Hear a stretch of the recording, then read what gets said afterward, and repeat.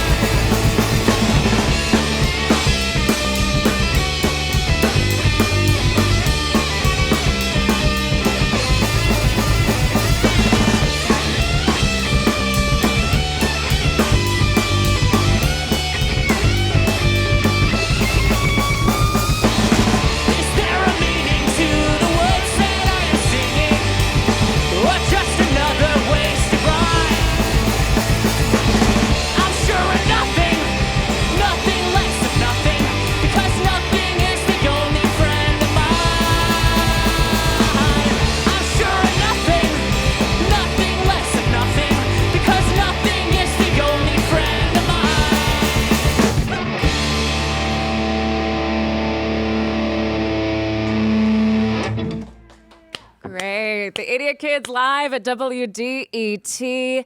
You guys, welcome to the show. Thank you for having us. Yeah. Okay, the Idiot Kids are Jon-Mikal Bartee on guitar and lead vocals, Andrew Maslowksy on drums, backing vocals, and Nicholas Zambeck on bass. You guys, tell us about yourselves. We are a local Detroit garage punk, indie rock, art rock, bunch of stuff thrown together. We've been playing together. Nick and I have been playing together since 2011, and we've been playing with Andrew since 2017. Yeah, and we just like to play music. For the past over a decade now, actually, you all have been working together, creating music, crafting music. How are you putting the sound together? It usually starts with I come up with an idea, and I'll come up with a demo or a song at home. And then I bring it to these guys, and we start to work it out. We have a practice space in Hamtramck, and we try to flesh it out, see how it fits. A lot of times my songs start on piano or acoustic, so we have to figure out how to bring the energy up and glue it all together with all three of us. Nice. So, we talk a little bit about punk music in general. What does that scene look like right now? I mean, it's pretty thriving. There's a ton of great bands. You can see them anywhere from Hamtramck, the Outer Limits Lounge, to the Lager House, to pretty much anywhere in the city. Yeah, there's a ton of great bands, and we just try to do our own thing. Yeah, so when we talk about performing live and performing in front of Detroit audiences, how has it been if you have traveled outside of the city to perform? How has those audiences differed from here to the other places? I'm not sure if they've differed that much. We did recently just go on a tour with this band from Philly called Soraya for 2 weeks. We did some East Coast gigs and some Midwest gigs. Each venue's a little different. There's always going to be a different crowd, but we just try to bring our own little flavor, and people seem to respond to it, and we seem to have fun regardless of the crowd. But yeah. Yeah. So your sound in general, I think about, for myself growing up, and I considered myself a pretty emo kid, So when I hear this sound and I heard you all for the first time, I thought to myself, this sound it needs to be back to the forefront, number one, yes. But it needs to be heard. So how has it been trying to get your music heard and getting it out there to the public? Well, that's always kind of difficult because there are thousands of bands releasing music every single day on every different platform. So, playing live seems to be the best way to get it out there because then they can see us on stage and see how we work together. We're very much a live band. We're currently recording our second full-length album, and we decided to kind of keep that live feel. We're just recording it all ourselves in our practice space.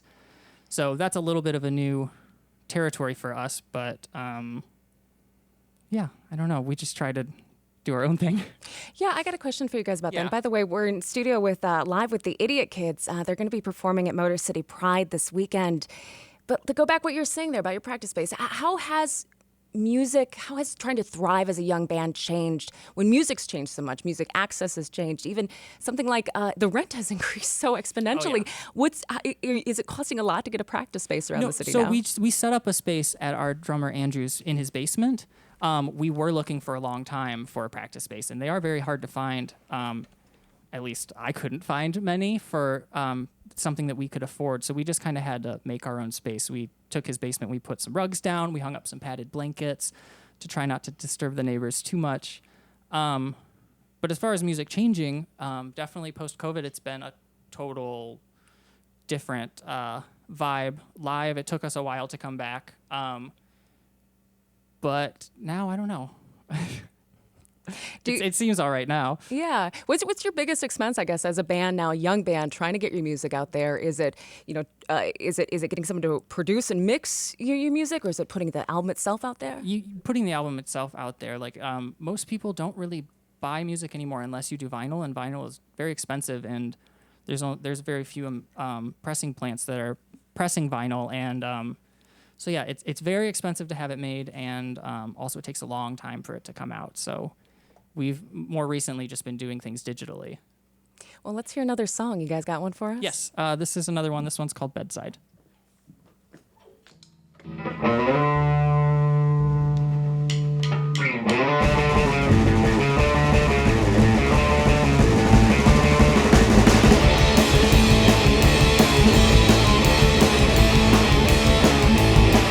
Searching for a face and answers I won't find. I'm prematurely yours, I'm temporarily blind. So carbonated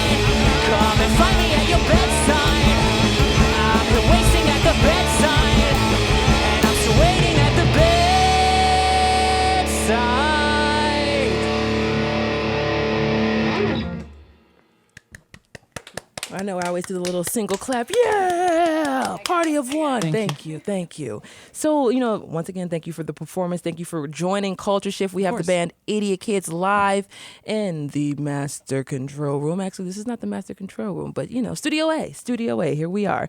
So oftentimes, especially when I just talked a little bit and hearing a little bit about what, being a young band looks like right now, especially in the space that we have where there are so many ways you can access music. I think about punk music at its roots. I think about it being the music that carries that message, and it carries on that political messages, and pushes a topic or idea. So if you can talk about how young bands now have this space and this creativity and this freedom, I guess you can say, to express yourselves in a new way. Yeah, I mean, I'm not sure as much as how other bands do it, but for me, definitely punk music has allowed me to, it's very cathartic because it's very aggressive and you can kind of get your feelings out that way. I don't know, most of my songs are very cathartic. I try to just write with what I'm going through, and sorry, I'm a little out of breath after that song. I don't know. I don't really know how to explain it. It's just kind of, it's a different form of communication that I think punk music allows you to access that some other genres don't. But we try not to just stick in like, let's write a punk song. I just try to write a song, what's coming naturally, what am I thinking about at the time, and then how do we filter that through the energy of music that we enjoy to play. So yeah. Because I know when I'm listening to the music, of course, it's so energetic. It's so in your face, and that was one of the things that I loved the most about it, because it felt like a classic. It does feel like a classic punk band, Yes, and it's right here in the city of Detroit. So you're carrying on this sound, this memory. If you can, talk a little bit about a story if you have, or some type of like a cool little narrative you have about writing music, especially punk music, and how it's helped inspire other people. Oh, how it's inspired other people. That I'm not entirely sure. Have you even thought about your music inspiring other people? Not really. I mean, I write from that aspect because my songs are definitely through COVID. I wrote a ton of songs because that was a way for me to, I kind of very, very isolated myself, and dealing with anxiety. That was a way for me to get those thoughts across and just kind of keep me grounded. So I hope that the songs that I write people do listen to and they can get something out of it, whether it's just like it's fun, it's a fun song to dance to or to crank up in your car, or maybe you listen to the lyrics a little bit more and you can pull something from it to relate to your own life. Because that's the music that I enjoy listening to the most, is ones that you listen to and it just kind of syncs up with what you're going through. I think that can get you through a lot of tough times and stuff like that. I think one of my favorite things about punk is the entire genre of it is either it's one extreme or the other. It's either this is the greatest night of your life, everything's going to change, you're going to fall in love, you're going to you're going to win $1 million, everything is so fantastic, or everything's awful. Right, exactly. Everything's horrible. I try not to write from an everything is awful space, but a lot of times I feel like everything is awful. So, I mean, that's part of where the name comes from. The Idiot Kids it was a lyric used by Elliott Smith a lot when I was a teenager, and I was like, if I'm ever in a punk band, I'm going to call it that. But also it's about kind of accepting like negativity thrown at you, embracing it, and then trying to make something beautiful out of it. Where do you guys, before we have you play another song, again, we're in studio live with the Idiot Kids.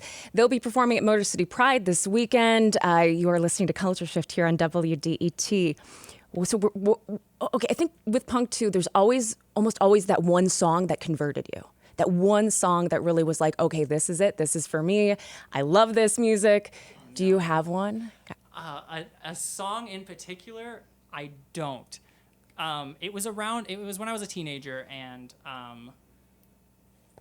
mean, the bands that definitely was like, oh, okay, this is what I need to be doing, were bands like Fugazi and the Stooges. So kind of like a mixture of those. That was definitely the energy I was chasing.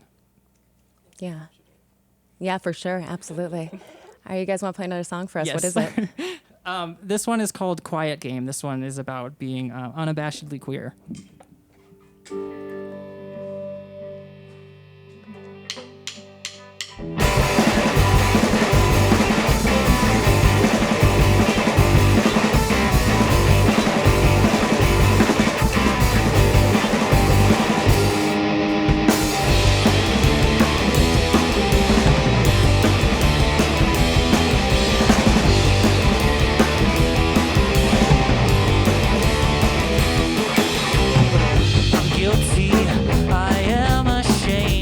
filthy. Am I to blame? I'm a sissy. Is that okay? I'm no longer playing a quiet game. Your quiet game. A quiet game. A quiet game. I'm no copper. No, I'm not a thief, not a mother. And I'm not your priest under covers. I'll find some relief from another who I call my queen. That I call my queen. I call him a queen. I call my queen. Well, I might be staying over, but I can't sleep. There's a preacher in my pillow, he's pulling my teeth. And there's a shadow beneath my blanket, he's giving relief. But who will I believe? 'Cause I'm not a creature for your feature, I'm just feeling. Not guilty and not ashamed, I'm not filthy. No, I'm not to blame, I'm a sissy. And that's okay, I'm no longer playing a quiet game. A quiet game. A quiet game. A quiet game. Never a quiet game.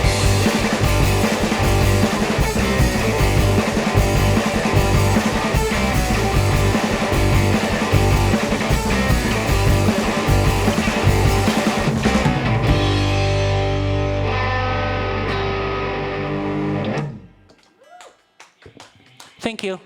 Yeah. All right. Idiot Kids live right now on Culture Shift. Amazing experience right now. Our faces are being shredded off, and I absolutely love it. And, I just, you talked a little bit about that song and, experience growing up queer. Yes. Talk about how punk has helped release that. Talk a little bit about experiences being in music and also being queer. Yes. So I grew up in the church, and my dad was a pastor. Wow. So growing up queer was not ideal. So it took me quite a long time to accept myself. I didn't come out until I was 20. And music was the way for me to work through those feelings. And that's what a lot of our songs that we've been playing today have definitely been about, accepting that queerness and accepting yourself. And all the songs for the next album are basically, it's an extension off of that. And then it deals with religious trauma and deals with kind of just the feeling of belonging, which music is very, very necessary for feeling that a lot of times when you don't have anywhere else to turn to. I did turn to a lot of songs that got me through a lot of times of not accepting myself. So, yes.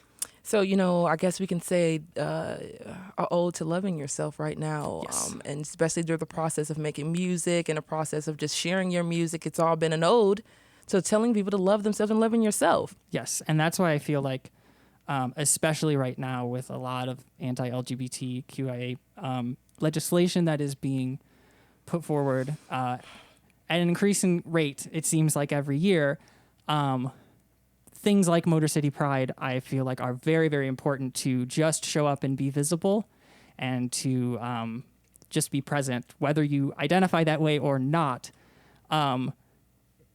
Just showing up, and because everyone knows somebody, regardless of how you feel or believe. So just be there and show up to events this month and show your support, because we need it. I was going to, segue a little bit more about the Motor City Pride, and just a little bit about performing there and what it means to be performing at Motor City Pride during Pride Month, of course, but in front of a Detroit audience, in front of home. Yeah, it's we've only played once. We did Motor City Pride in 2018, and it was a ton of fun, and we enjoyed it. And then they asked us back in 2020, and that didn't happen. Well, so it's great to be back. We are very, very excited to play. It is a very loving space, and yeah, it was a lot of fun last time. I think hopefully it'll be a little more fun this time. We have a lot more songs that I feel are appropriate for this event. And, for you, especially for you, but for the whole entire band, what does it mean to be a representation for the queer community, especially in the punk genre? I think it's just important to be visible. Yeah. Just for people to show up at a show and see somebody that they might identify with. I think that's the most important part. Don't hide. Just be out there and be visible.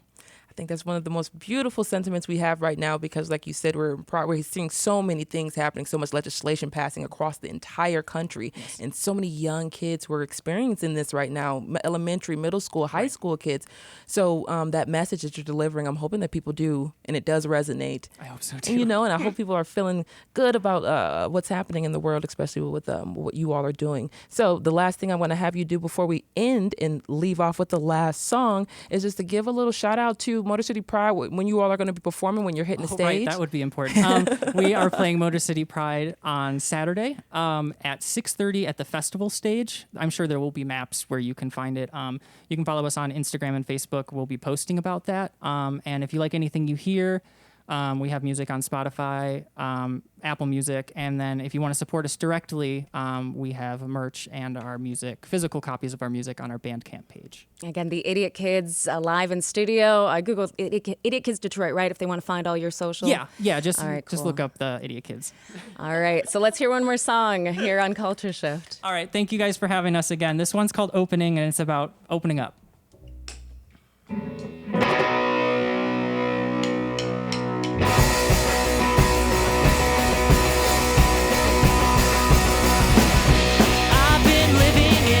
Comfortable question where I mask my inhibition under lipstick, stockings and lashes, where I dance in my false skin. Now you're asking me, Johnny, could you open?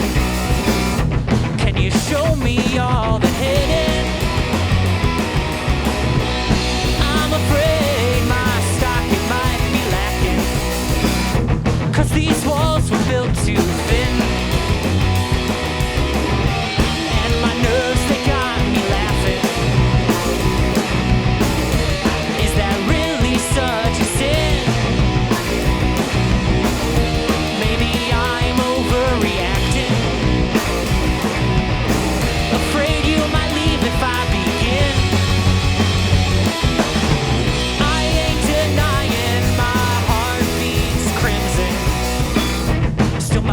They're showing blue. These colors never add up to nothing. I'm colorblind, it's true. And my boot heels, they got me trembling. And my mind's a bit askew. I'll always resort to rambling. Deny my honesty, my truth.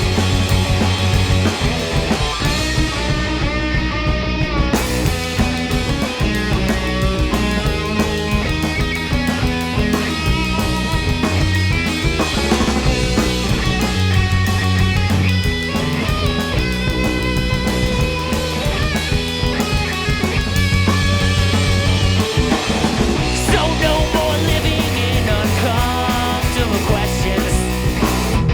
My confidence is renewed. No more hiding underneath the chapel. I'll push the loose, open and remove.